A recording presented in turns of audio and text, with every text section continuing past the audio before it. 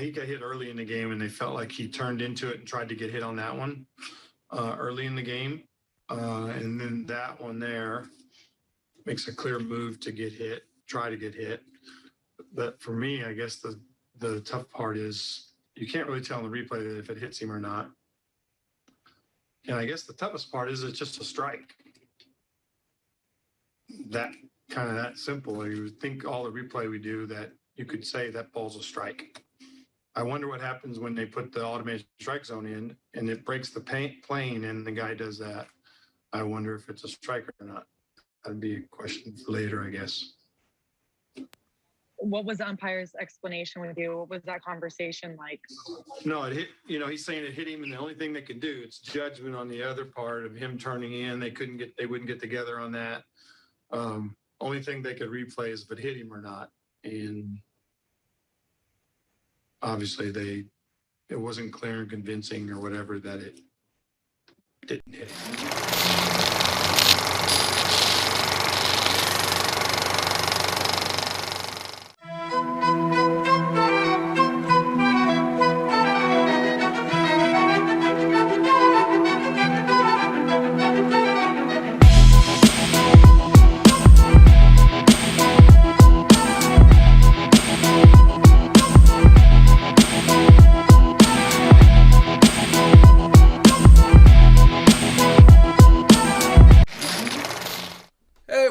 Everybody, it is Joseph Francis. I am here to say hello because last week we wasn't here for the Fan to Fan live show. There's been so much content that has been happening over the last couple of weeks, mostly wrestling related because this week is WrestleMania. This weekend is WrestleMania. WWE has and I made this joke on Heat and Receipts, but I'm going to make it here, 80,000 hours of wrestling footage and content that people are supposed to watch. Don't even understand how it is. We have a bunch to watch. I haven't gotten to it.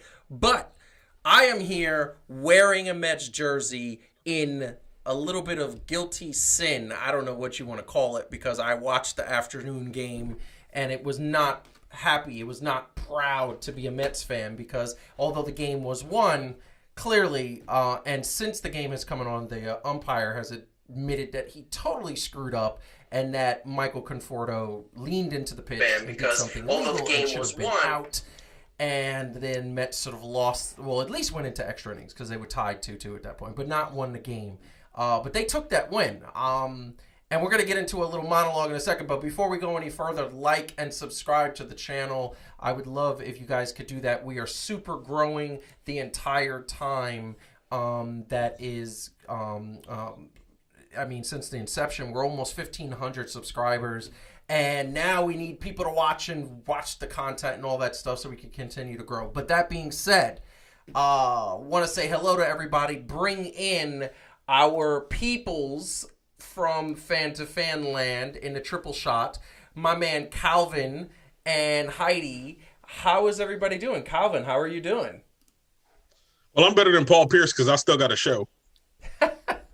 You know, that was going to be the video I was going to show to begin, but apparently 4 or 5 YouTubers said that, use that footage, and their videos got flagged. So I was like, I don't know if we because it was nasty. It was. Don't be hating. Wow. It's not even a copyright infringement. It's just nasty.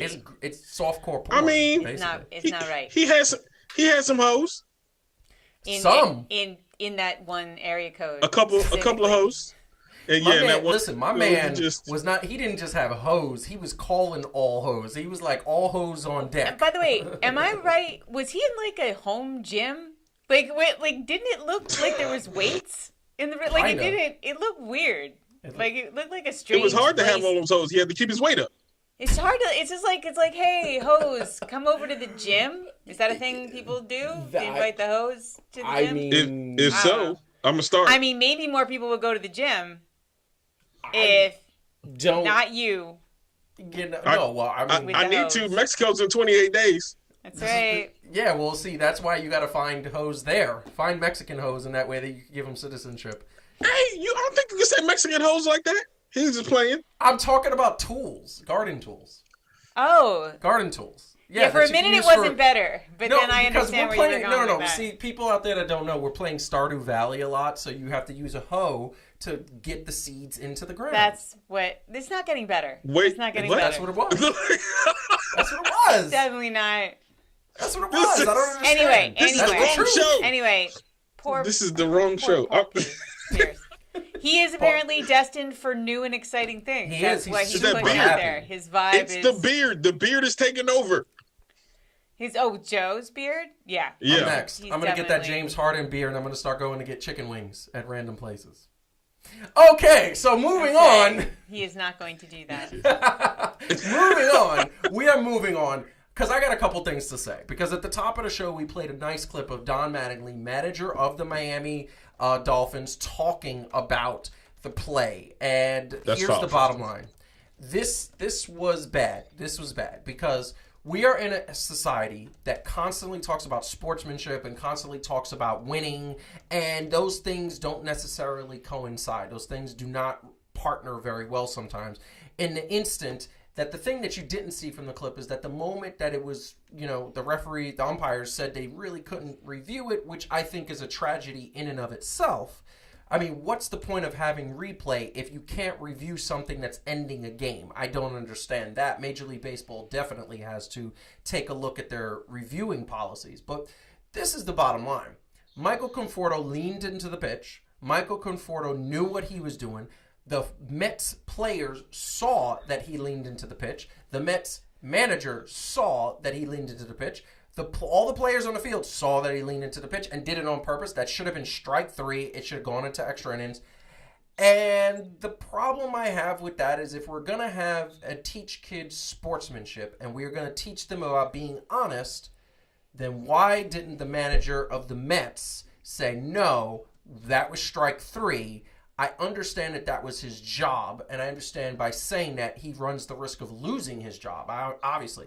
But this is the point. What are we trying to teach in society? What are we trying to do in this world? We're trying, kids that saw that said it's okay to lie as long as I win. That's the lesson that was taught.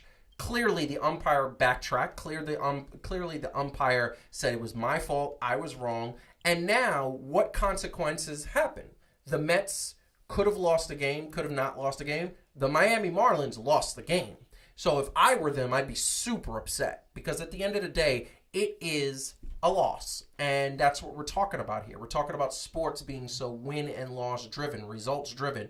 And I am not one of those people, for those out there who don't know, I'm not one of those people that believes that if you come in second place, that's a good try. No, we should all strive for greatness and we should strive for that championship. I am the first person to say that when the Brooklyn Nets win the chip this year, which they will, the fact is I will be celebrating because it is a New York championship in basketball, which I have not seen. Now, the Brooklyn Nets have stacked the deck in terms of NBA lore. They have. That's what they've done. They've gone out and bought a championship. I'm okay with that. But here's the bottom line. They bought a championship. That's not illegal. What is illegal is somebody leaning into a pitch to get hit by a pitch and then win a game on that. Now, it's just one game in April. That's not going to be a problem.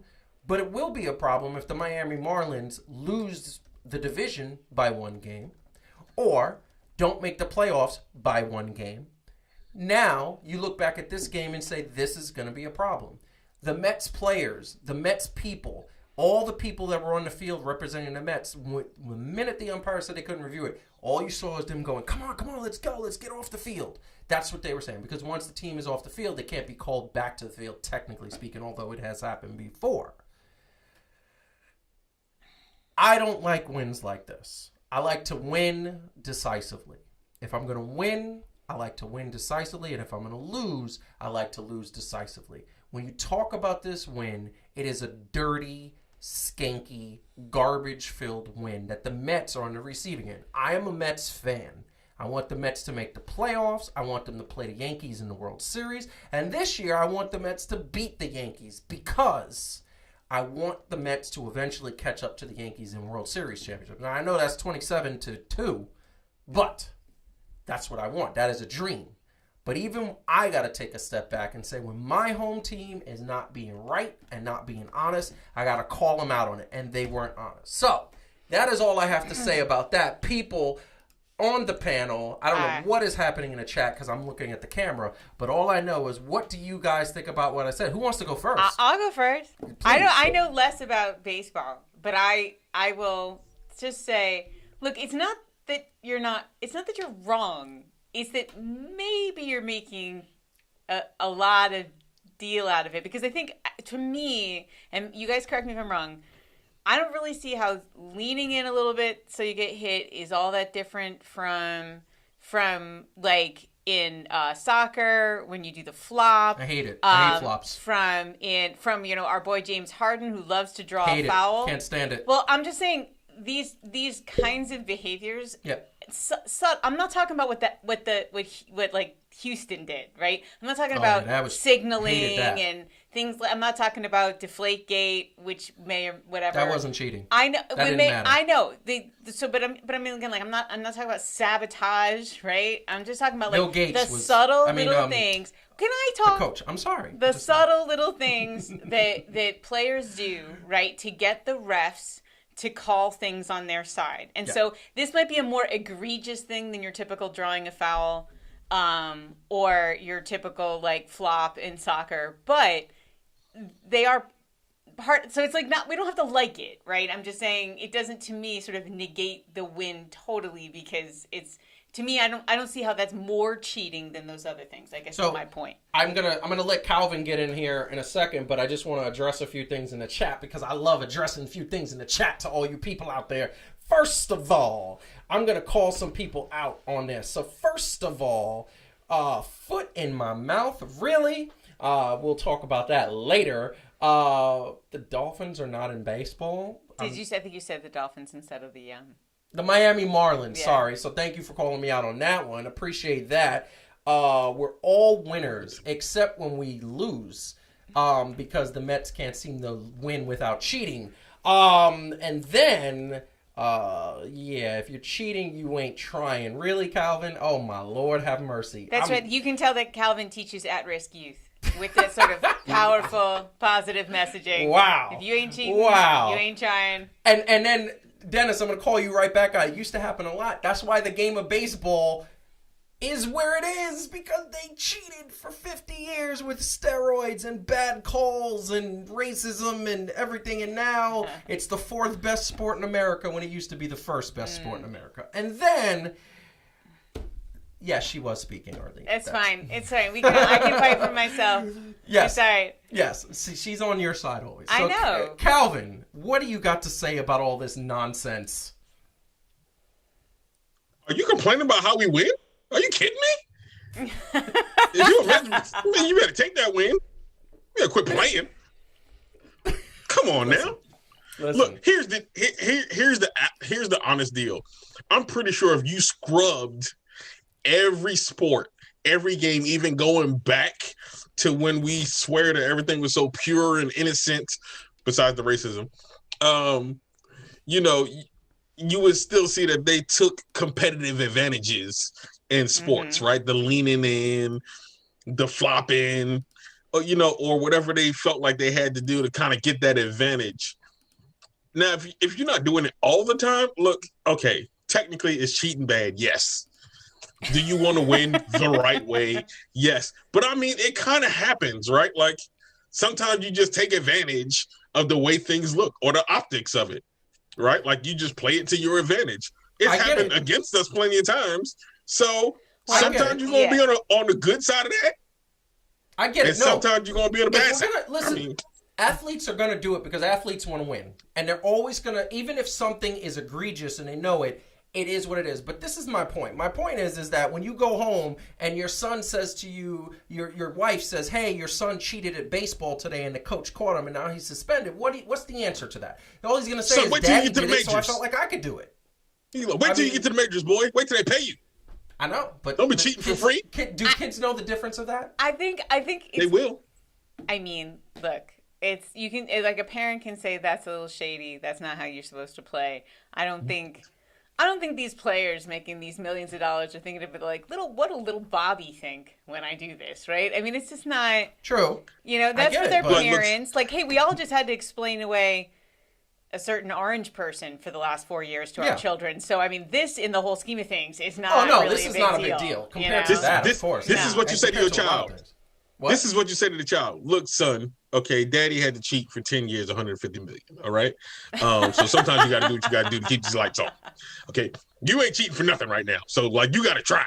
You got to get the skill first before you take competitive advantages. Can you please have that talk with Joey, and that way I could be the bad cop? And I will say that the point that you made, though, that I do actually completely agree with is in this day and age that we cannot revisit calls with the speed at which that can be done, and we see it in even in basketball to some extent, like that there's a limit, right, to how many times you can revisit a thing, and I don't, because they want to slow down. They don't want the game to slow down. And honestly, we can see, we've got the nice rectangle at home over the plate, and we can see whether or not things are a strike. I think better than the ump can a lot of times, and that's crazy. We should be using technology to help with a lot of these things. It doesn't take that long to review something anymore. So that there isn't more that is sort of like, even when the umpire himself is like, I just realized I made a mistake, but I can't even go back and undo it. Yeah, that's horrible. Crazy. That's just crazy. And this is the thing that I'm going to say, and then we're going to actually get to some Mets, like actual baseball talk, because there is an actual Mets topic here. Here's the problem with everything about this. So first of all, Don Mattingly said it in his press conference. He said, you know, what's going to happen when they have the automatic strikes and balls called? What's going to happen when that happens? You know, technically they actually have a system where the umpire wears a mask and you get a little, it beeps or does something that says strike or ball. The reason why they haven't done it yet is because there is some delay and they want an automatic like strike ball. Yeah, because baseball is so fast, we don't have time to take an extra second. The baseball brass realizes that baseball is the slowest sport on the face of this planet. Again, it's like, so we can't add a little bit more time for a lot more accuracy? Come on, that's silly. And the other thing that I'm going to say before we get on to the Mets topic is it is just a blatant, like, this was a simple thing. Let's review it. Let's see it. It'll take 5 minutes. It's ending a game, people. If I can't review this, what the hell can I review? That's unnecessary. I'm actually more upset about that than I am about the fact that he said. And by the way, I just want to say I hate the Miami Marlins, so I don't know. Now, can we say that, first of all, Don Mattingly and Derek Jeter at this point should have their throats kicked in for not playing for a New York team after. No. I don't care what the situation is. I'm hating. Excuse me, what did I just say? Stop you right there, because they could have hired Don Mattingly. He interviewed for the Yankees game, and they hired this bum Aaron Boone, which we'll get to later. They could have hired Don Mattingly, and they didn't. Did you hear what I said? I said I'm hating. Oh, it ain't got nothing to do with real life. I'm just hating. Okay. Anyway, fair. But if you look at it, and we can't do it for everything. If sports is kind of an analogy for life, at a certain point you got to take it into account just human error, and sometimes it's just my bad. I missed it. Suck it up and drive on. You know what I mean? Like, we can't review everything. I wish we could. I just want to say that sentence right there, Calvin, is why robots are gonna put umpires out of their work. Right there. Because you just said it. Human error. Oh yeah, human error. We don't want that. The owners. It's a great part of life, man. It is what it is. You got to take the good with the bad. Tell that to Julius Randle. He did not feel the other day that it was a part of life. Okay, that was egregious. There's different things that are egregious. Wow. When you pull on my heartstrings and you want to get the subpar team that's out there cheating with the refs. I 100% agree with that. I want to tell you, look, it was a bad situation, but that was actually not supposed to be. That was not supposed to be the leadoff topic. The leadoff topic was of this episode was supposed to be a monologue about franchises, and we're going to do that later, but we're going to save it. But we are going to talk about one franchise that's valued at over $2.9 billion, and that is the New York Mets. Mr. Steve Cohen with his we're just paying people, right? Paying Francisco Lindor one of the most lucrative contracts, 10 years, $345 million to the tune of that, and doing it before the season started. Now, I'm going to let Heidi in a few seconds talk about the statistics of Francisco Lindor. I know he's only had 14 at-bats, and I know he had a really hot preseason. But this is the bottom line. My man, Steve Cohen just dishing out the money before the season starts. I love it because he's saying I'm all in and I want to win a championship. I just would have waited. Me personally, I would have waited to see at least the first couple, 3-4 weeks of the season to see if this man could actually hit at Citi Field. Because as I said many times, there is a black cat running around Citi Field. Because every time a major star comes to Citi Field, Cespedes, to name one, I'm trying to think of other. Was there any other major stars that came to Citi Field? The only major star that came that produced after he came to Citi Field / Shea Stadium was Mike Piazza, putting up those numbers. Robert Ventura's numbers dipped when he came over. John Olerud had a good batting average, but his home run numbers dipped. A lot of players dip, like their numbers just go down. And the pitchers you think would be awesome, and they don't. They for some reason pitchers keep getting hurt. That's why I say there's a black cat, because it's not only the lack of production, it's also people getting hit. That being said, Heidi, what is those statistics on that brand new personal? I'm here for you. He gives me all the numbers challenges. Well, so let's see. So as you said, this season, 4 games, 14 at bats. He's had actually only 3 hits, so that's batting .214. But it's 4 games, right? So if you want sort of the bigger picture of how things are looking this year. Oh, and for reference, in case anybody is curious, in 2020, and that was a weird year. And admittedly, Cleveland, I don't know if y'all remember, but 2020 was a weird year. Yeah. But he batted .258. Yeah. You know, and then in 2019, which was the last non-weird year, he was batting .284. But if you wanted to look at the spring training, yes, which actually suggests a very nice thing. So this year, 2021 spring training, he had 54 at bats, and with that he had 20 hits. So he's actually batting .370. Nice. He's batting .370. He had 4 homers, 14 runs batted in. So, I mean, in spring training, he certainly looked good. And actually, if you look at each one of the games he's played, he's looking a little bit better. In the regular season, he's looking a little bit better each time. Yes. So, I mean, I think maybe it's all going to be okay. You know what? I'm not even going to agree with that, because is it going to be okay? Because we get to Citi Field, and I know it's 14 at bats. Don't call the red alert. Don't hit the button. Yeah.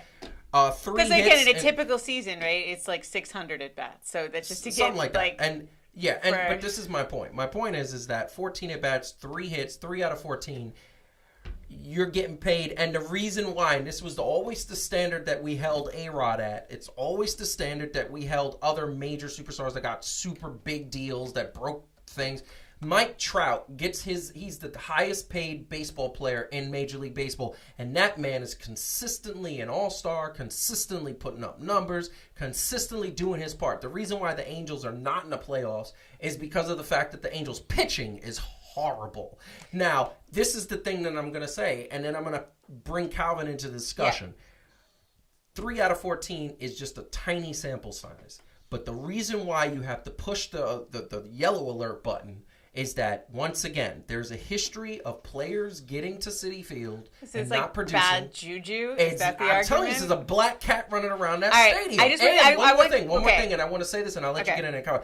One more thing is, this is a 10-year, $345 million contract. One player getting that type of money, that's about $40 million a year. I just want you to know something, that you should savor this moment, because Anthony agrees with you. What? Hold on a second. Yeah, and it's probably never going to happen again. So I didn't want it to pass you by. Hold on. Can you take a screenshot of that, please? And I want to just frame that. Yeah, I literally am going to frame that, because me and Anthony agreed on a baseball topic. It's probably not going to last. You'll probably say something in the next 3 minutes that'll make him change his mind. But I'm going to tell you right now, if I get Marcus in here, if Marcus is watching, and I get him in here to agree with me on a baseball topic, that I could retire. I will never have to do another fan-to-fan show. I know that's not going to happen, but this is the bottom line. Also, possibly we should play the lottery. I know, I just seriously. want to say maybe there's some good luck. I mean, the thing is the reason why that number is so big. And I understand Steve Cohen is coming big. He wants to win. He's all in. And he has the money. He wants to spend money. He wants to make the team good. And it did send one message that the owner is prepared to spend money to make this team what it needs to be to win. He wants to win. But here is the problem with this. You took one player. You invested in all this money into this one player. And what if he gets injured a year from now, 2 years from now? That's 7 to 8 years where he's now got injury problems because you have one injury and at least I other just want to injuries. say you're being the Dark Lord a little I bit. am. Calvin, Please chime do you in. think? Be the light on my dark side, Calvin. that's right. Okay, I'm gonna try. Here we go. Here's the thing that always still confuses me about baseball, as a general rule. It is the only sport I know that you can get paid big money for being subpar overall. Right?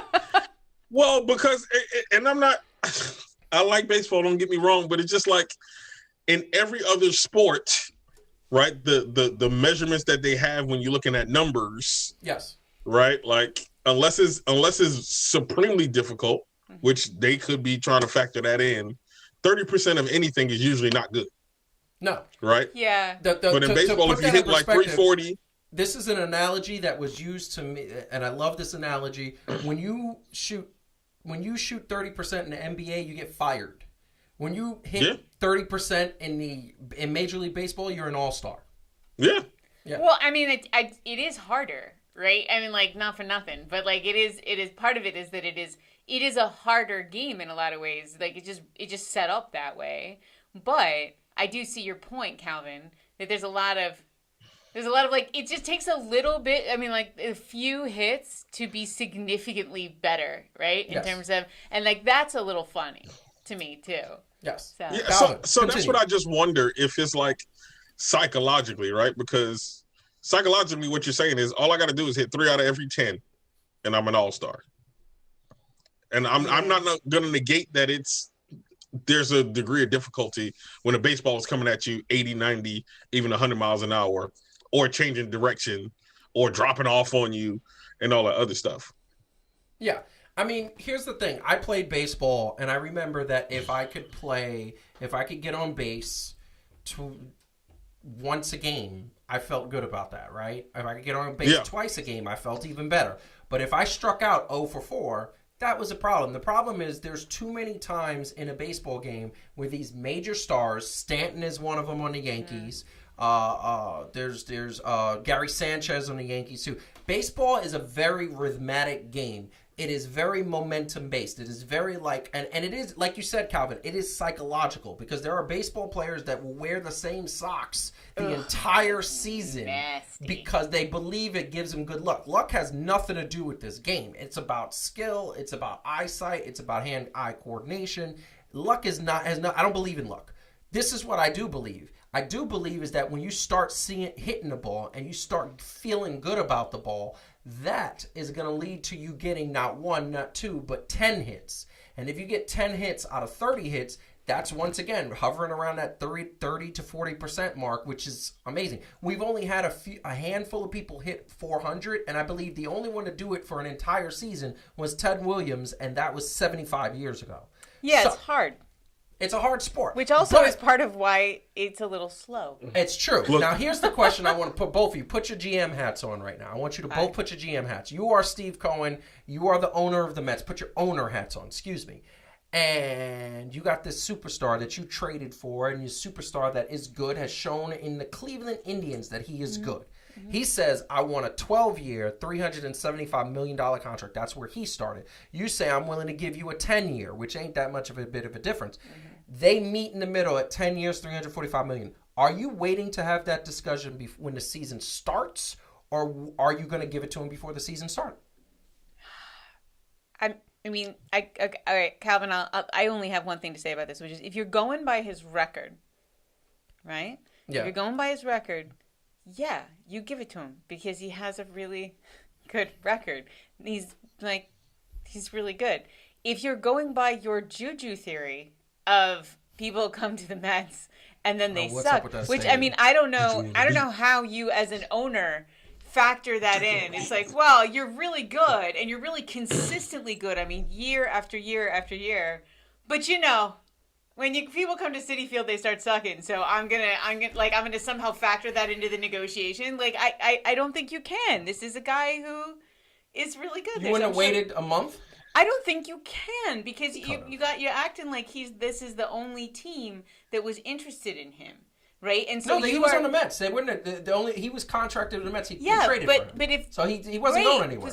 But he could have, right? No, he couldn't go anywhere. No, they could have waited a month of the season. He can't go anywhere. Yeah, no, I know, but that's like weird. That's not. That's right. Listen, you know what I would have said? I would have said, I'm super busy. I'm brand new at owning this team. I want to, let's have a contract discussion on 3 weeks. I'll put it on the calendar. You have this theory. There's no reason to believe. Can we see what my man is going to do in the Mets uniform at Citi Field? Can we see? Can we just see if he's worth 10 years? Calvin, what would you have done? Now, this is what I'm going to say, and this kind of just goes into my general overall philosophy, not in being cheap. I want people to come and compete, right? Yeah. So I kind of have a feeling like if you sign somebody to a 10-year contract, there's always the capability, and I just put this on the humanness, not just an individual player, yes, of becoming kind of complacent, right? Because like you got 10 years in there, and you have the ability to just be complacent.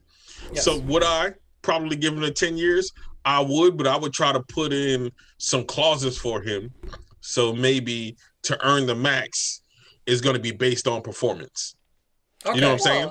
Okay. So like I would put some in, but then be like, yo, if you hitting over 300 and making like the all-star team and making some defensive this, you know what I'm saying? Like, yeah, you could put it in. You could have put it in terms of incentives, but I mean, it's like, does anybody do that? I mean, I think Stephen A was making the same argument about they don't. About the players that on the Nets that are not naming anybody, but like not we're gonna get always into that later. Playing like some minimum number of games you have. Like you can't just save people for the playoffs. Like that's not right. Here's the problem. No, but nobody does that. Here's the problem. Right? The reason why nobody does that is because no player accepts that. And because the players unions don't the players union would nip that very quickly because they understand that injuries happen too many times, and this is the way it is. You could do incentives, though. You could do incentives. If you don't do punishments, you could do incentives. Like you could say.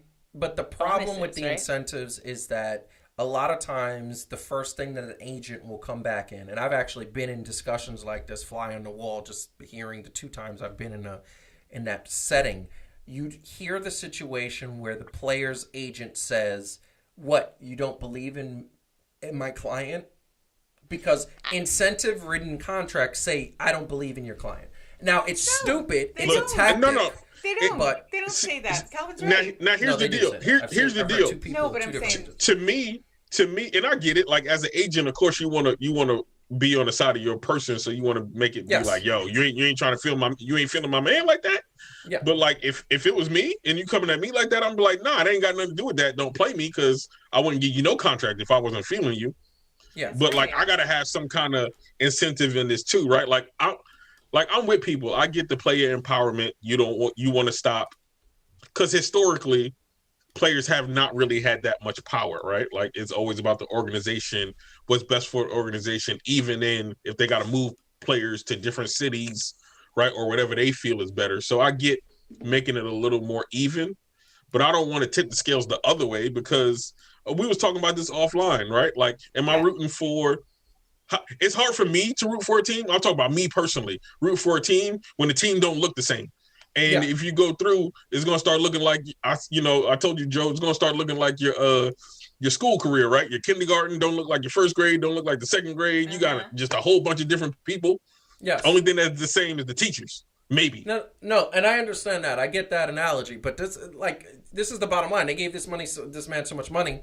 And at the end of the day, they gave him so much money. And if he doesn't, like I said, you're injured a year from now, 2 years, or here's the thing, come 2 years from now, you say to yourself, oh, his production is not there. By the way, 285 should not be an open door to get $345 million. Look, I don't even think this is a conversation about Lindor. This is a conversation about the way it's a conversation about Lindor too. But it's a broader conversation about the way athletes are paid. Right? I would love to know. We got a bunch of Mets fans in the chat and watching. How many of you think Francisco Lindor was worth $345 million over 10 years?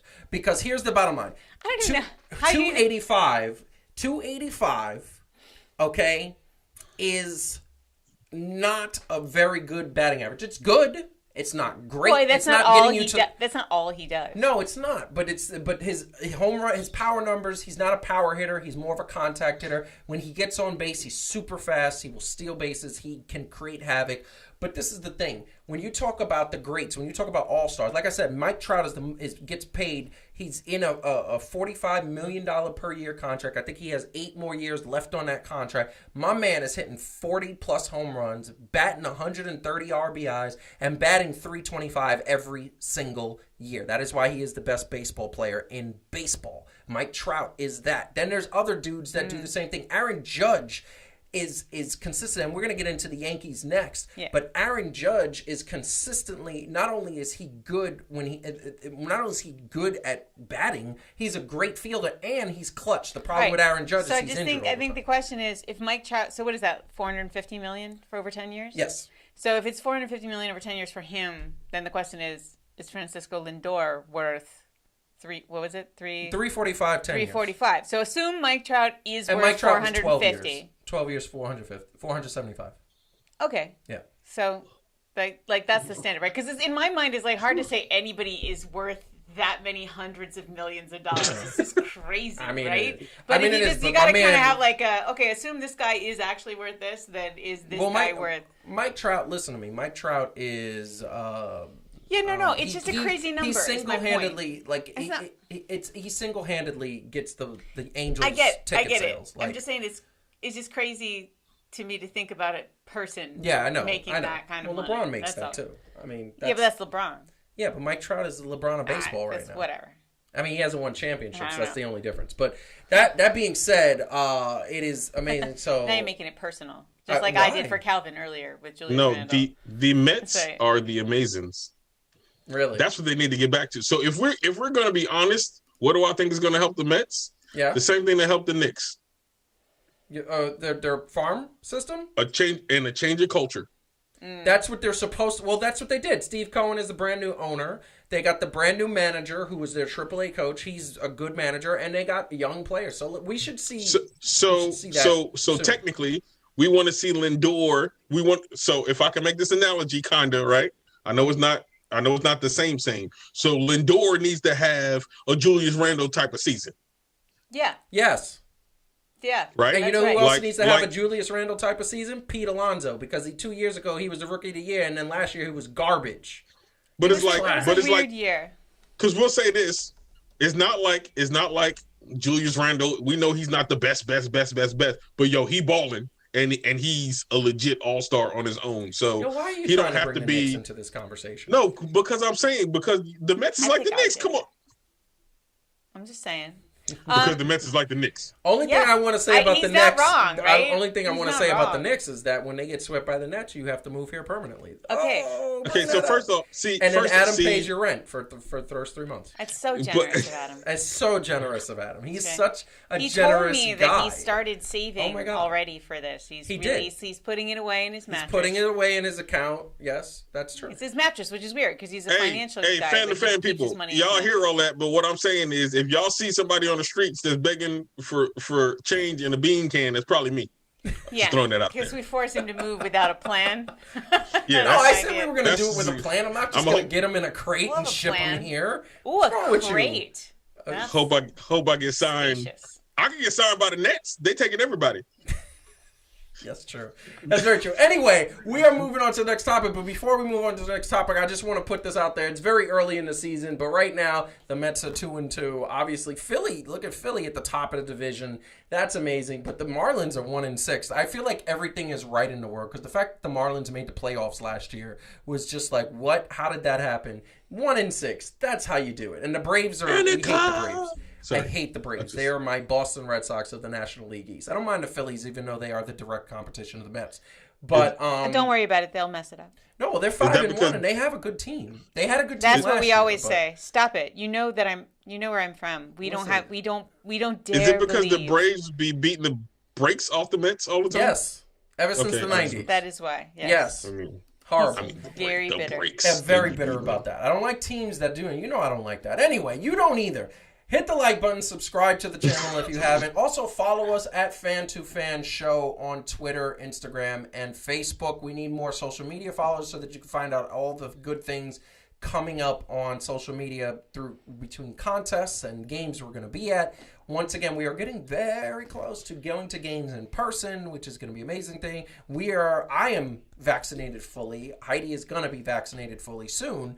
And then there's going to be a whole bunch of other things. So we're going to be at games and fan interaction, all this stuff. We're getting back to what fan to fan is. And we are not anything without the fans. So we're talking baseball still. We're going to keep it right at baseball. Because Francisco Lindor, the one thing I give him credit for is that he showed when he was in the Cleveland Indians uniform that my man is clutch. You know who isn't clutch? I'm going to tell you who isn't clutch. The New York Yankees. The 2017, 18, 19, 20 Yankees.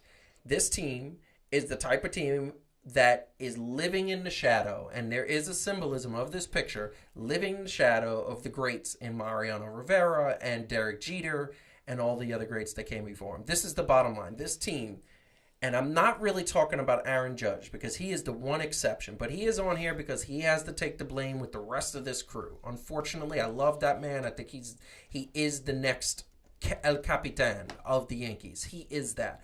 But my man can't stay healthy, and it's not his fault. It just keeps happening. But the point is, you got a bunch of Yankees that in order to beat teams, they either blow them out or they lose. Whenever it's the close games, once in a while, they will pick up the slack. Once in a while, they will win those tight games. But we all watched the Yankees at the 99s and the 2000s. If you were alive and weren't a baby or a kid then, you watched those late 90s championships and those early 2000 playoff runs all the way up to 2009. And what you saw and what you felt all the time was that this Yankee team that we're watching right now is going to make a comeback. Well, I'm going to tell you what I saw. What I saw from this Yankee team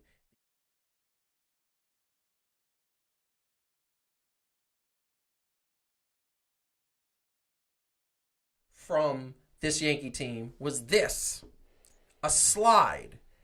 Now, here's the first thing they teach you in Little League.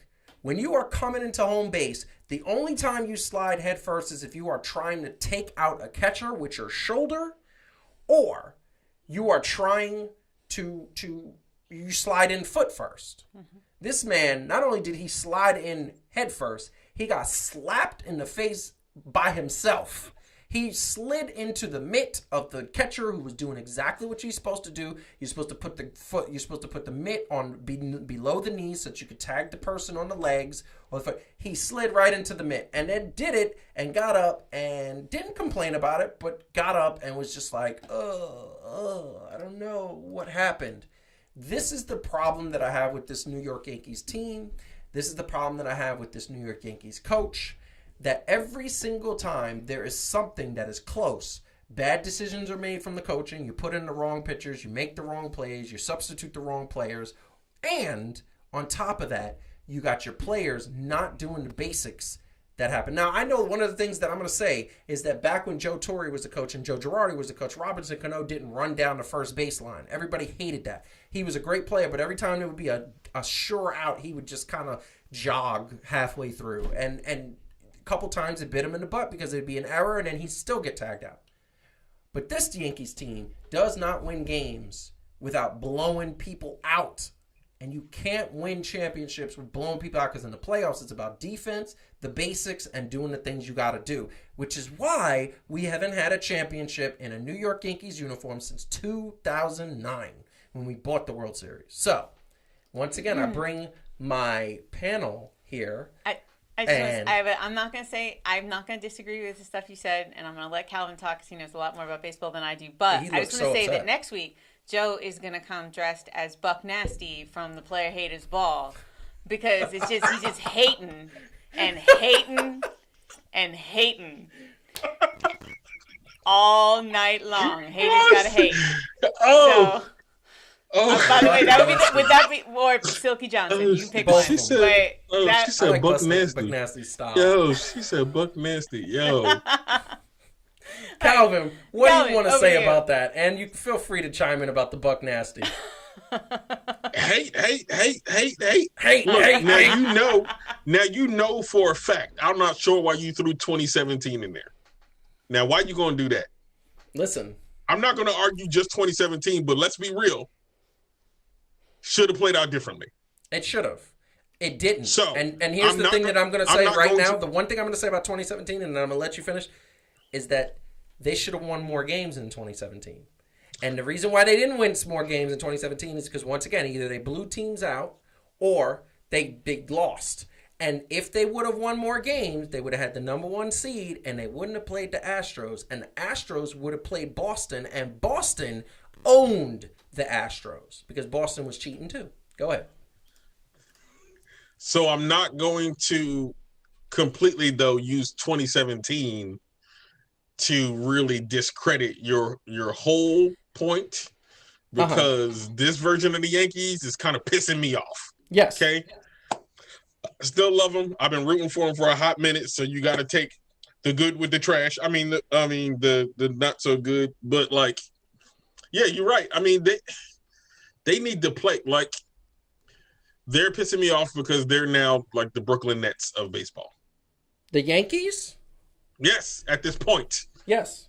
They got all these stars. And it could work, but yeah. And nothing happens. Now, yeah, Brooklyn kind of running into, I don't know what they're running into right now, but it's not Brooklyn's that with on fire right now. Yeah, but they can't get the whole squad together to save their life. Oh, but that's injuries. That's injuries. Like, that's I'm injuries. just saying. James Harden was perfectly fine, and then and then his hamstring just like hammied up on him, which happens. I'm saying he out 10 days, B. That's all I'm saying. Well, 9 now. Yeah, 9 now. But anyway. But hold on. The thing that I'm going to say is that the Yankees' problems is not injury besides Aaron Judge. The Yankees' problem is that they got a bunch of young dudes that when they... I feel like they're lazy. Listen, it could be laziness. There are times when I feel like this young group of guys, with their fades and their jewelry and they're chilling, Gio and all of these dudes, they get up there and they start feeling themselves a little bit too much when they get a couple of good wins.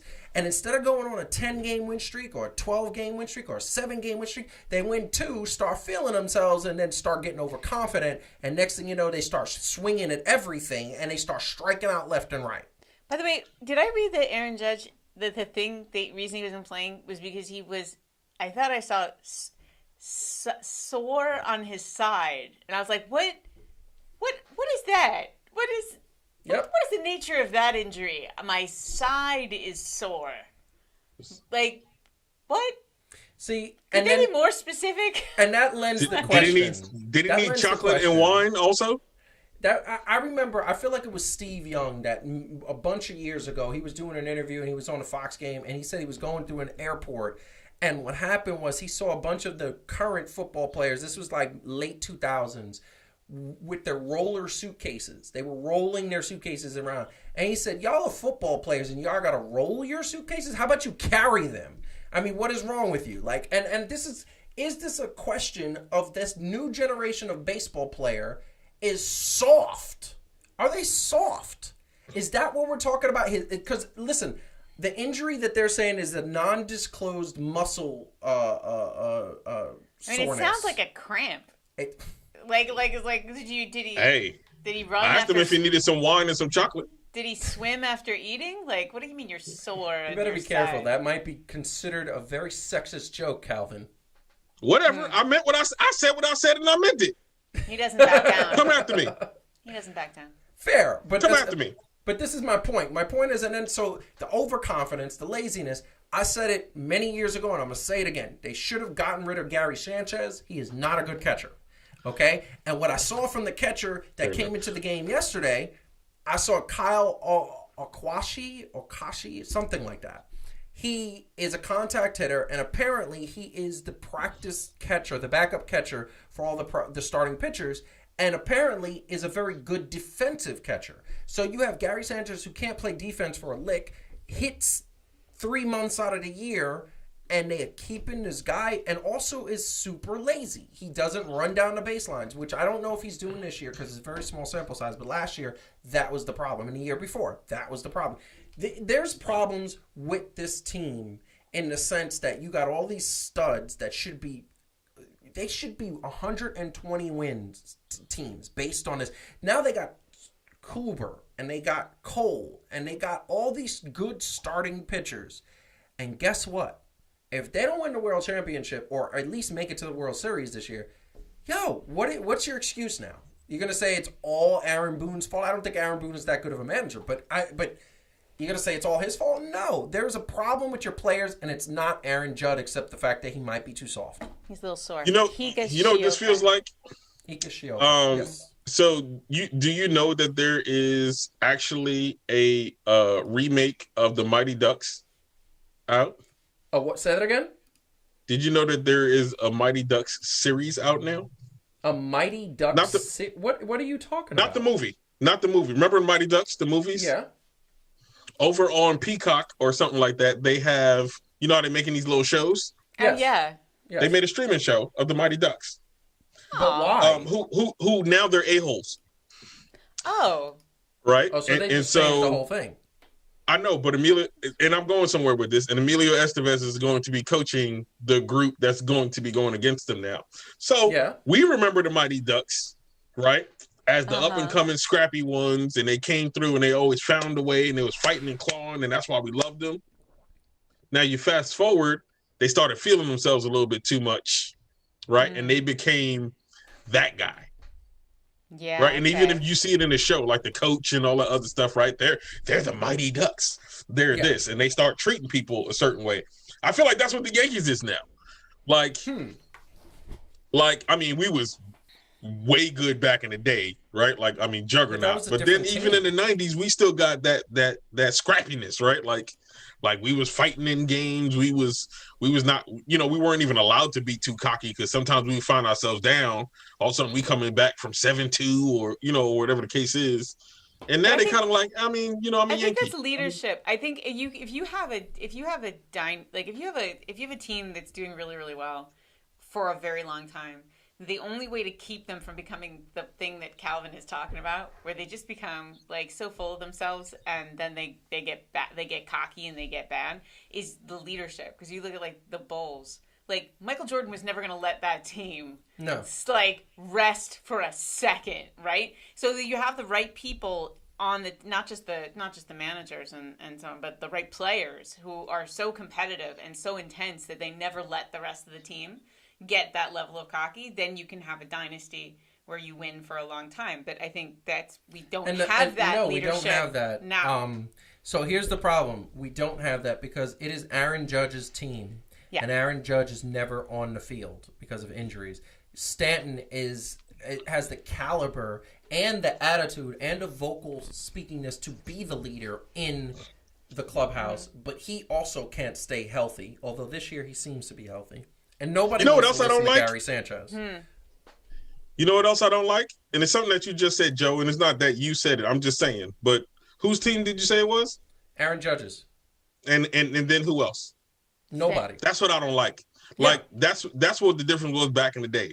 When the Mets was still doing things and when the Yankees was doing things, we still had people that was like up in that top tier, but the people that wasn't on the same, I mean, you could say they wasn't on the same level, but they still had Mookie Wilson, Gary Carter, Keith Hernandez, Darryl Strawberry, Doc Gooden. Cocaine. You know what I mean? Like you had all of these cats, and you could argue about who might have been your favorite or the best, but they was all kind of on the same level. Yes, because they were all doing coke and hookers. No, they weren't all. They were all doing blow. No, just two of them.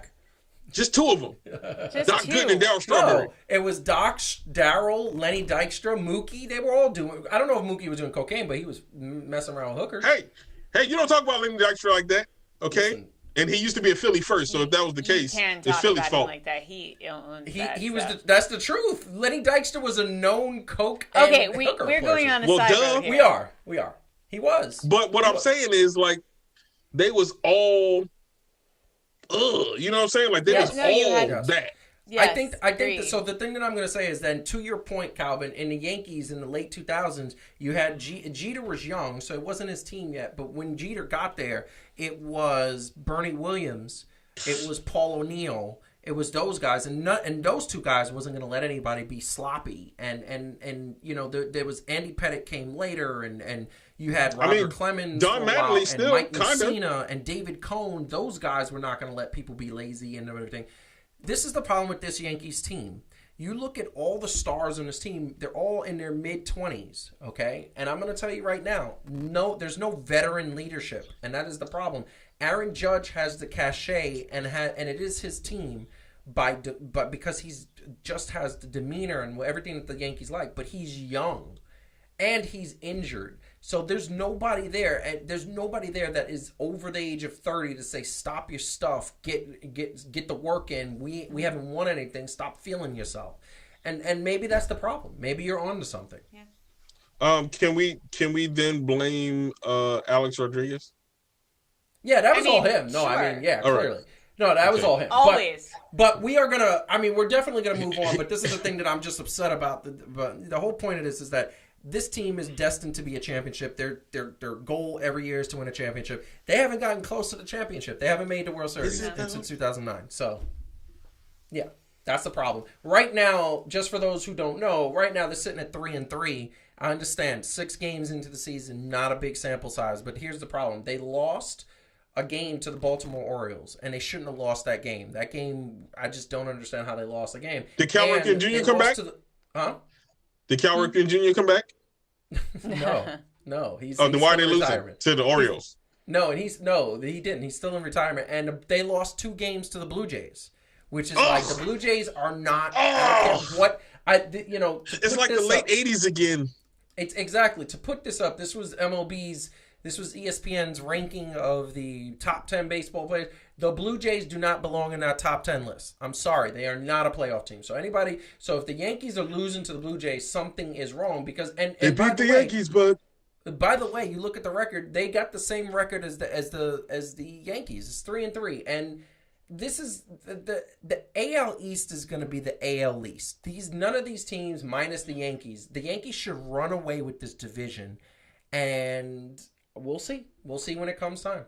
So, anyway, hit the like button, subscribe to the channel, follow us at Fan2Fan Show on Twitter, Facebook, and Instagram. We are going into the next topic, and that is the return of what I consider the second best player in the NBA. That is my man, Kevin Durant, and I love this picture because it's so powerful. This man was so nice yesterday. It was ridiculous. I want to say that I looked at him and I said, oh man, you're coming into the game. You're doing the things you're doing. And the thing that I'm going to say is that he did his thing. He came into the game. He got his points. He set the ball up, had a couple of early turnovers, looked really, really good. Looked like he hadn't skipped a beat. The chemistry was flowing. Kyrie was dishing to him. The team was looking to set him up. This team, with or without Harden, was already, before they got Harden, I picked him to win the chip. But Kevin Durant, if he stays healthy, this is just an assassin's mentality. He's just got that demeanor that says, I should be here. And one of the things that I loved was Kyrie got that dunk, pointed at his dad. I thought it was a little... At first I was like, why are you doing that? But then I was like, his dad's sitting courtside, and I thought that was pretty great. So it was fun. And he is an exciting player. But, Calvin, I'm going to throw this at you first because I definitely want to get your take. You were the one to put the extra point about the Brooklyn Nets being messy. And at that time, you were 100% right. If you guys haven't seen that extra point, go back and look at extra point on our playlist, on our YouTube. Calvin, talk about the Brooklyn Nets being messy. They were messy. Are they still messy, man? Because Kevin Durant looked nice yesterday. I don't think they're necessarily messy in this point, right? Because you don't have like the James Harden debacle from the beginning of the season. Kyrie, for now, seems to be even keeled. But at the same time, things aren't necessarily going as smooth as I think they hoped it would be. And it's not to say that they can't win or that they're not a great team. It's just that you didn't get a big enough sample size of this whole big three. Like, I think in the history of the big threes, right? They still only got 7 games left now. People are just like, no. They played 7 games together. Mm-hmm. I know that's what I'm saying, yeah. but like Yeah. people are still like, oh, some people are just like, yo, hands down, who gonna stop them? And I'm like, I still can't say it's a runaway, right? Like, I'm still a Knicks dude, and I can admit that Brooklyn overall has a better team, more skilled players. but like the Knicks are a better team. What? Wait, what? Team, What? because they have to be. What? Because they have to be. The Nets have Knicks more are a better skill. what? The Nets have more skilled players, so they can get away with the deficiencies that they have in the regular season so far with some of the teams that they're playing. And yeah, they beat the Knicks. They got better skilled players. We got players on the up and up. But as a team, and I'm not talking about numbers and all the other stuff, but I'm saying the Knicks have to play like they got where they are as a whole squad, fighting and clawing for everything that they got. The Nets, I'm gonna address that in a secin. They got players that they can, they got KD, and admittedly they can plug and play him, and his is injury. Kyrie can do his thing, but this is the thing that I will say that I've noticed. You got players that are great in the regular season. They're all great in the regular season. They all are capable of taking over in the regular season. I don't think nobody will argue that. I got to see them come together in enough form to do something and make a sustainable run in the postseason, because that's where Kyrie. It's not that Kyrie was a bum, but it was so surprising that he started to fade in the playoffs.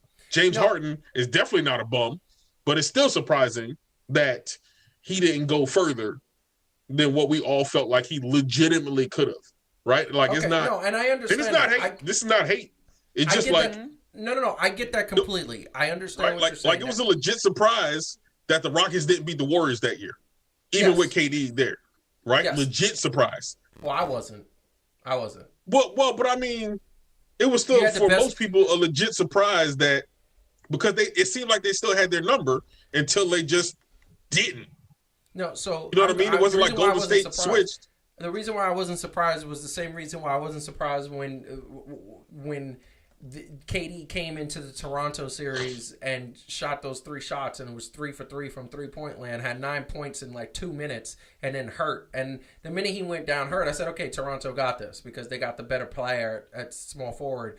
But with that KD, with that backcourt, with the Splash Brothers and Draymond. He just had to have a Pascal Siakam moment, huh? No. Forget about that. You meant Kawhi. Forget about that. But I'm going to tell you right now, Kevin Durant is the game changer. And you saw it. Like, if Kevin Durant had stayed healthy, Toronto was not winning that series, and they would have been swept. That wouldn't even have been close because that team, that Golden State Warriors team, was insane. And that's what that's what this Brooklyn Nets team is. Heidi, what do you think about that? I'm gonna let you rebut. Don't worry about it. I'm gonna let you get in there. I mean, look. What do I think about all of it? KD looks great. He looks effortless. They obviously they're playing great. It's hard, like they still have there's the 2 question marks, right? Are their defense, which is better than it was, but still not a defensive game that you would say ranks in the top, right? It's just like that's not their strength. That's fine. It doesn't mean they can't win like that. I'm just like saying that there's room to improve there. And then you gotta get these guys all healthy and all playing. I mean, at least 2 at a time. Right now we got 2. Like it does seem like at least 2 at a time is a good formula. Kyrie is playing ridiculously well when he plays. Harden has surpassed all expectations in terms of how he's playing, not just how well he's playing, but how he's playing. KD is a machine. So like this is like it's all there. Like all the ingredients are there. I'm increasingly confident that look, I picked them to win in the East, and since my Lakers got taken out by injury, now they are by default the team I think is going to win. Did you ever pick? No, but then it's the net. I'm sticking with my original ranking. I'm just choosing the Nets now. So the Lakers are still going to make the Western Conference Finals. No. I'm just saying that now I think the Net. Oh no, probably not. So who's your? You never gave us. No, I never. Pick. Well, I never did a new Western Conference winner, but now who's just your Western Conference winner? At this point, yes. I mean, Calvin, who do you think she should pick? No. I mean, like it's hard. The Nuggets probably. See, it's funny. I'm a little bit biased because I love Mike Gordon. The Nuggets haven't gotten as much better as people thought they should. True. I mean, they're on an 8-game winning streak right now. So I mean, I know, but I'm just saying it's not at like. And I've never been a person to just buy into everybody's hype about, oh, they got this person. That's just automatically good because you still got it, right? You still got to actually perform. Absolutely.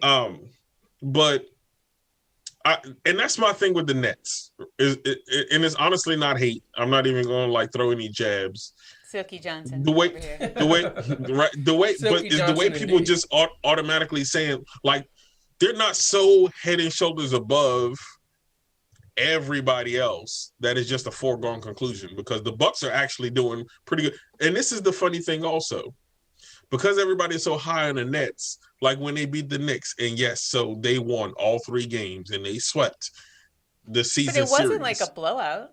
But the last time I checked, Kyrie had to hit like a last-minute 3 to do something. So while it seems detrimental for the Knicks, like, oh, y'all should count it as a victory because y'all barely lost. Like, no, y'all barely won. You know what? And Calvin, you have a good point. I'd say that the having all 3 healthy again is not necessarily like something that isn't a little bit of a double-edged sword. Because if you look at the 7 games they played, and granted those were earlier in the season, they actually only won 5 out of 7, if I believe. So it's like even with those 3 guys, they still lost 2. So it is about how well they play together. And there's nights when it's like magic, and then there's nights when it's not. But to your point, like they're not blowing people out of the water. I mean, like the Pelicans, they didn't have what's his name. They were exhausted. They'd been on the road for like 5 out of 7 nights, and they didn't have Brandon Ingram. Lonzo, right? And they didn't have Brandon BI, Ingram. Yeah. So it wasn't the most competitive team to have KD come back, but he did look amazing. So I mean, like not taking anything away, but look, I think I think we think they're gonna win. I just think we're trying to be cautious. So I'm not hating. I'm just saying there's still room for this to not work out as well as it looks like it should. I don't think it's as for like if they was doing the same thing that they're doing with the record, because think about it, Philly came back and took the lead in the East. If it was so foregone, if Joel Embiid is healthy, it's they would just be doing what. So if it was still like this, but all 3 of them was playing and we got a greater sample size and all, and I'm not saying that they can't play together because they do have the friendship and all the other stuff. I'm just saying if I see that. And I could just be like, yo. Calvin, I feel like he's building to some sort of explosion. Like I'm feeling. No. I'm hearing everything you guys are saying.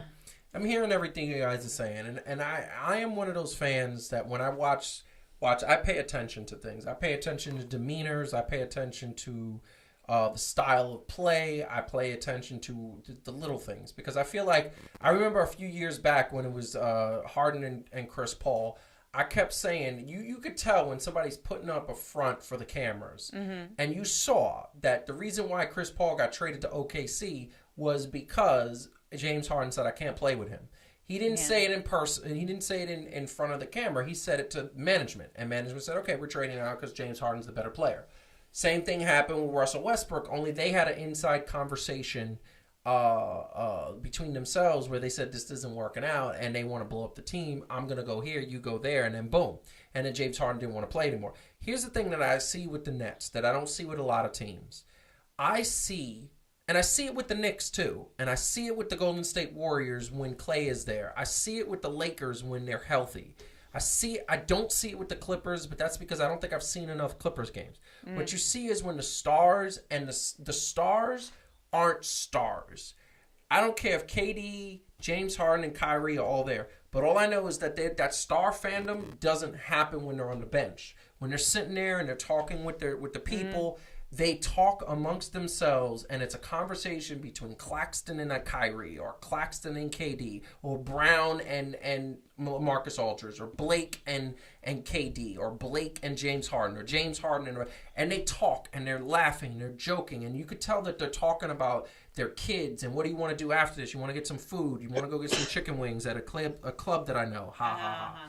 You want to go And think what the I'm word you saying, want is and I see vibing. the same thing with the Knicks. When I see R.J. Barrett talking to Julius Randle, and Julius Randle talking about, and they're talking and they're conversating. I see Steve Nash, he is the first one every time they call timeout to come and welcome his players, no matter how pissed off he is. The first one to go, yeah, hey, high five, slapping him on the butt. Let's go. And the thing that I see there is the camaraderie and the chemistry is there. They like each other. And here's the thing: when you take talent, liking each other, and chemistry, you get a championship. That's what happened with Toronto. That's what happened with the Warriors. That's what happened with the Cavaliers. That's what happened with every single championship. I don't think we disagree. Now, the one thing I'm going to say is that you are both right. The sample size is 7 games. And so far, it looks like the one concern, and we saw this multiple times, the one concern was Kyrie playing with James Harden, because they have similar styles of games. The one thing we wanted to know is Kyrie going to defer to James Harden? Guess what? No, so far, not only is he deferred, it's been successful. It's been like very much. And Calvin, to your point, Philly took back the spot, but that was just because Philly played an extra game in the 4-game span. They're only a half a game ahead. Okay? And I'm going to tell you right now, Philly cannot win and beat this Nets team without Ben Simmons hitting a 3. That ain't happening. And he ain't doing that this year. It ain't happening. You could sit up there, yes. The only team that could beat the Nets in the East is Miami. Are you high? No, I'm not. He's a little high. If Miami captures the only team. Because the Bucks, I'm sorry, you are not going to tell me that the Bucks are a playoff team. They're not. Because when the playoffs come, Chris Middleton. I'm watching Calvin's face. Listen. Just like a series of reactions. He's having spasms. He's like, the Bucks can't beat them and Philly can't beat them. This is an fascinating. No, the Bucks can't beat them. Philly. The team that's going to beat the Nets in the East is going to be the Nets, or it's going to be the Miami Heat if they get that magic that they had last year. Knicks? No. Wait, so then who can beat the Nets in the East? The Miami Heat. That's the only one. The only team besides the Brooklyn Nets. All right. If the Brooklyn Nets implode in the playoffs and they're playing Philly or they're playing Milwaukee and they screw themselves over, I'm not going to give credit to the other team. I'm going to say, now here's the thing: I will eat my hat if the Nets play hard and play well, but Milwaukee beats them. It ain't happening. They're going to sweep Philly. They're going to sweep the They're going to sweep They're not Philly. Yes. Okay. All right. Yes. Someone needs a nap. And also possibly because the Milwaukee Bucks possibly an MRI. No. Let me tell you something. The Milwaukee Bucks are soft. I don't fear the deer. They got Antetokounmpo and that's it.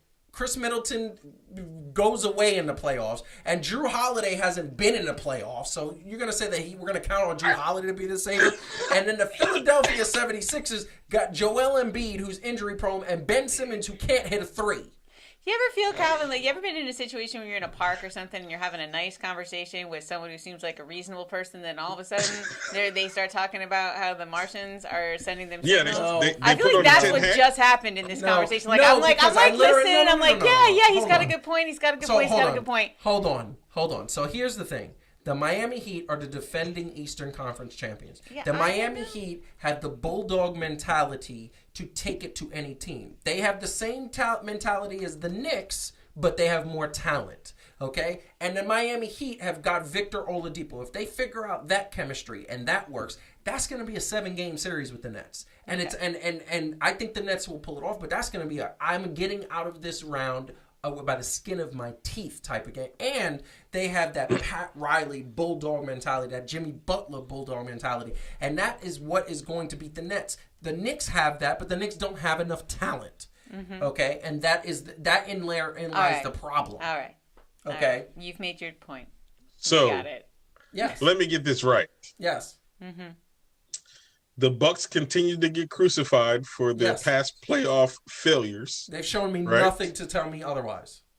Ben Simmons constantly is criticized for his lack of a 3-point shot. At lack of a jumper past the 15-foot mark. He can't hit a jumper past the 15-foot mark. He can't hit jumpers. Mm-hmm. He actually hit a 3-pointer this year. He's going to have to drive every time, and that's how you get hurt, tired, and he hit a 3-pointer this year. He hit 2. But, yes. But, yet and still, 2 players that have routinely fizzled out in the second round of the playoffs.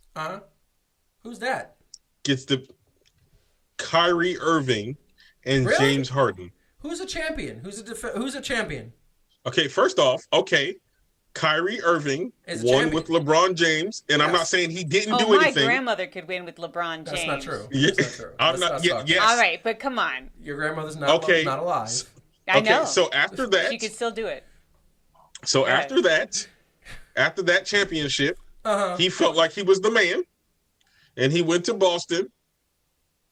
And when he wasn't there, and this is not hate, this is just what happened. When he wasn't with them, they went all the way to the Eastern Conference Finals. When he was there, second round, exit. Okay. James Harden.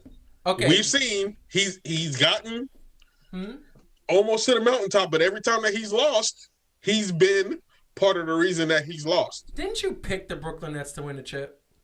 No, This we're is- but this having. He did. Look, He did. Yes, but You this did. is what I'm He saying. did. How I did. can No, I- we have Now you did. this inequality in our viewpoint that the Bucks aren't doing anything because they constantly haven't done anything, yet the Brooklyn Nets have 2 people who haven't proven, honestly, that they can go past the second round.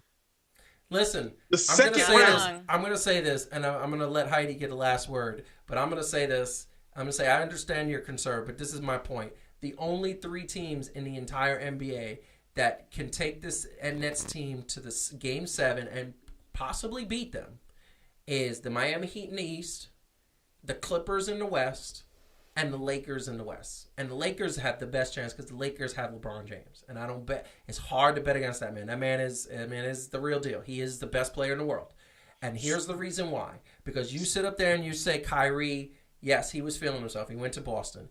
You sit up there and say James Harden never been. I mean, he did get to the Western Conference Finals 1 year. Okay, that was it. He lost. And the difference there, though, and I'm going to say this, is that the 1 year Kyrie had a top 3 player with him, he won a championship. Then this year he has a number 2. The second best player in the world is Kevin Durant.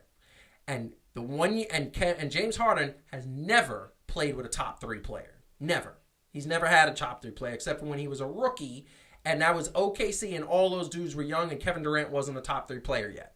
Okay, at that point it was LeBron and Kobe and Tim Duncan. Those were the top 3 players at that point. So my point to you is that they got a top 3 player, and that Kyrie got a top 3 player, and Kevin Durant and this is all of this conversation is providing everybody's healthy. Okay, come playoff time, that's what it is because health is that's providing. I'm reporting on everybody's facts, healthy. B. I'm reporting on facts. They kind of sloppy with that. They ain't been playing together yet. We crowning them the champions, and they can't even prove that they can be on the floor at the same time. If all of them got healthy, I'm pretty sure one of them would get hurt during the coin toss, and they ain't even no coin toss. That's funny. I love that. Heidi, what do you want to say so we All can get right. out of here? I want to say just quickly. I think the Nets are going to win. But the thing that I just I have to say, the idea that they will sweep the Sixers is not borne out by the facts. The Sixers have gone 7 for 3 without Joel Embiid, and now he's back, right? So they held on. The Nets right now are a half game ahead of the Sixers, and they've played 2 games versus the Nets, the Sixers and the Nets this year, and each team has won one. Mm-hmm. So for you to sit there and say that the other best team in the league that they lost to already once this year is not possible of even winning some playoff games against them is just absurd. Really? It's a sweep. Yes. It's a joke. Give me a sweep. I mean, honestly, I would actually still probably wager on the Nets, but let's not pretend it's going to be a walk in the park against that team. Because, by the way, if it is, why wasn't it before? Like that's crazy. This It's is crazy the thing. talk. This is the thing that I'm going to say. I would love to know in a game that they lost who played. I would love if they had Harden yet. I would love to know. It was February 6th. They beat the Nets Yes, they had Harden. 124 to 108. And who played? Who I was mean, on- who was I on? don't know, Harden honey. and I have Kyrie. a lot of things that might. Hold on. It wasn't KD. It wasn't with KD, and it might not have been with Kyrie. So it might have So just been it James Harden. had Harden. They did not. Kyrie was off on one of Okay. his little So hoo-has. this is yes, and here's the problem. This is the thing I'm going to say, Calvin, and I'm going to say this. I understand what you're saying, Heidi. I understand what you're saying. Here's the thing that I'm going to say about the Philadelphia 76ers. They are a better team without Joel Embiid, and I'm going to tell you why. It's the same reason why it's the same reason why a lot of teams without their star end up being better teams, because what happens is when you get that star who is on the floor, your role players tend to stand around and watch the star go to work. Sure, and that's sure. what's happening in Philly. Ben Simmons drives to the hole or he kicks it out. That's what happens. And it's most of the time to Joel Embiid. Tobias Harris, don't let it sleep that I haven't forgot about him. He had a really good first half. The second half, he hasn't played as well as he did in the first half. That could be injuries, could be fatigue, could be any of those things. The thing that I'm going to say is that the Philadelphia 76ers are coached well. They have a talented team, but at the end of the day, there's a lot of holes. Joel Embiid will be better when Ben Simmons can hit a three. Well, it will be interesting. They don't have JJ Redick on that Philadelphia 76ers team. Not Austin Rivers. Seth Curry. Yeah. His numbers have declined in the last couple of weeks, and this is my point. The point is, I don't believe in them the way I believe in the Miami Heat. I don't believe in the Milwaukee Bucks the way I believe in the Miami Heat. I know, but there's a pedigree and a bulldog to the Miami Heat that worries me. The Philadelphia 76ers will not be able to tolerate that offensive barrage they're going to get. April 14th, they're playing each other again, so that'll be an interesting thing to see. To see what you think. How about this? How about we make a wager? No, I'm right not now? going to bet against the Nets. I'm just trying to say. Calvin? Why do you look so disgusted? Because you were about to say something about the Nets sweeping through to the finals. No. I was going to do ridiculous. One game bet. No, because it's too hard. Like the Nets one lost game to the bet? Cavaliers. Don't give me one game I bet. just Weird wanted to stuff can say happen. the bet was going to say that if everybody's healthy and everybody plays, if the Nets beat the Philadelphia 76ers that day, the first night that we are in Mexico, you guys have to get all the drinks. They're free. No, not buy them. Like go and physically get them. Like swim. Oh, fine. No, that's a man's job. I was going to say y'all are alcoholics. You tied to the mug. Look, I'm just saying a sweep is a very bold prediction, even for a very good team. Bold is my middle name. It is something. I love your sense of belief. All right. Heidi, what do you want to say to the people? I want to say thank you, people, for tuning in. We are going to, I think tomorrow, release our final episode of the second season. It's actually posted now, but I haven't put it out there, but it's actually posted now. Our last episode of the second season of 3 Things to Do about dealing with fear. And so that's always a useful topic and one that I think everybody needs. But thanks for tuning in. It was fun to talk about baseball, which we haven't, we've been talking a lot about basketball, and obviously we just did again, but fun to talk about baseball today. And tune in next week. We'll have a couple more of these before we go on our trip and take a nice, well-deserved vacation. Although, knowing this guy, we will probably end up broadcasting from a beach somewhere because we can't stop talking about sports. So we'll see how it goes. You make it sound like it's a bad thing. You make it sound like I'm just trapping you. You are an intrepid reporter, is what I'm saying. Jesus Christ. Calvin, what do you want to say to the people? Yo, it was fun as always, but since I'm in virtual land, I figured maybe I'll go to Atlanta because I heard that maybe Paul Pierce would be there, and maybe I can hook up with my man Lemon Pepper, and we can have wings, women, and weed. You know what I'm saying? Sounds like a great time. That sounds like a great time. But not as a great time as we had here this week, having our conversation. As always, we thank y'all for joining in and tuning in and chiming in as always. Just hope that y'all have a wonderful weekend. If y'all can, catch that WrestleMania because we're going to talk about that on a different And- show though. No, but the part 2 of Heat and Receipts, the WrestleMania special is posting tomorrow. Yeah. So 11 o'clock. Yes. Stay tuned for that. Yes. We're gonna get in with the predictions, but we also want y'all to watch WrestleMania because we're gonna have a lot to talk about. Although we already think we got that whole thing figured out. Yeah, we do. Yeah. It's so better predictable. than his Nets prediction about sweeping through everything. You know what? Y'all are gonna owe me an apology because But I'm a real apparently, Brooklyn but Nets apparently, fan. if I don't know you what's stay going on. if you tune in next week, he's going to tell you how Kevin Durant is actually going to be the new Universal Champion. So there's that. Right. I think so. Listen, I greatness recognize greatness. I don't understand what the problem is. I don't understand. Now, all of a sudden, Anyway. they new hurt business. It is what it is. That is true. Anyway, yes, we are going to have a new episode of Hate and Receipts tomorrow. Please tune into that for all you wrestling fans out there. And we want to tell you very much and very quickly that we love you all for watching. It was fun. We're going to be back next week, and we're going to be talking a bunch of other things. Stuff came on the air right before we came on, so I don't even know what we're going to talk about. I know one thing we're going to talk about. We are definitely going to find out why in God's green earth the several different outlets are reporting that the NBA is trying to do something different with their playoff format than they have already talked about. But hopefully that will come to light soon. So, want to say everybody have a good weekend. Watch that Heat and Receipts. Like and subscribe to the channel. Like this video. Share it out to anybody who's a sports fan. Follow us at Fan2Fan Show on Facebook, Twitter, and Instagram. And hope to see you soon. Talk to you later.